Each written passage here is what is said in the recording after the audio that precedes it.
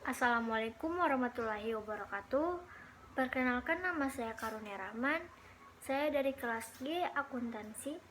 Di video kali ini saya akan mempresentasikan PowerPoint pengantar manajemen bagian bab 6, yaitu bab 6 pengawasan. Langsung saja. Definisi pengawasan. Secara umum, pengawasan didefinisikan sebagai cara suatu organisasi mewujudkan kinerja yang efektif dan efisien.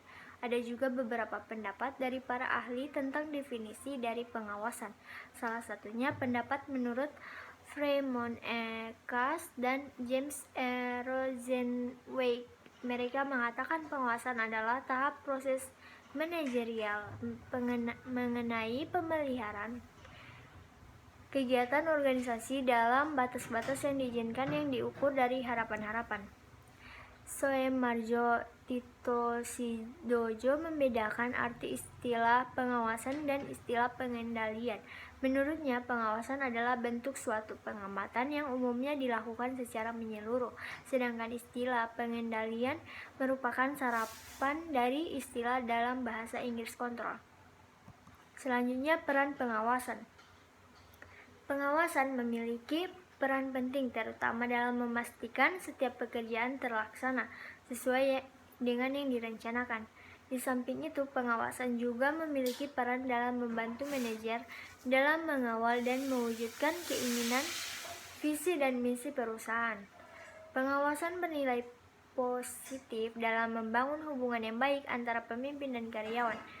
George R. Terry dan Leslie W. Rue juga mengatakan manajer efektif menggambarkan pengawasan untuk membagi informasi, memuji pelaksanaan yang baik, dan menampak bagi mereka yang memerlukan bantuan dan apa yang mereka perlukan. Pengawasan yang baik memiliki peran dalam menumbuh kembangkan keyakinan para stakeholders pada organisasi. Selanjutnya yaitu tentang tipe-tipe pengawasan dan alasan-alasan pengawasan atau controlling yang diperlukan.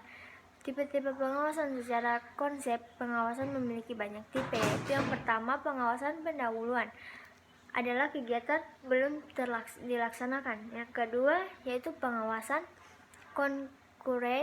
konkuren adalah kegiatan sedang dilaksanakan. Dan pengawasan umpan balik, feedback control, adalah kegiatan telah dilaksanakan.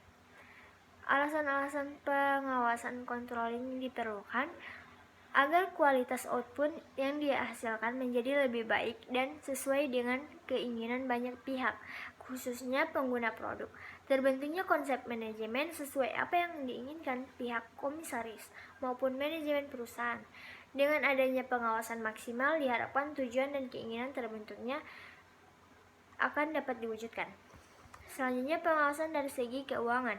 Yang pertama, menghindari timbulkan kebocoran dana dan terwujudnya efisiensi yang maksimal. Yang kedua, yaitu memungkinkan setiap pekerjaan yang akan terlaksana sesuai dengan time schedule yang ada.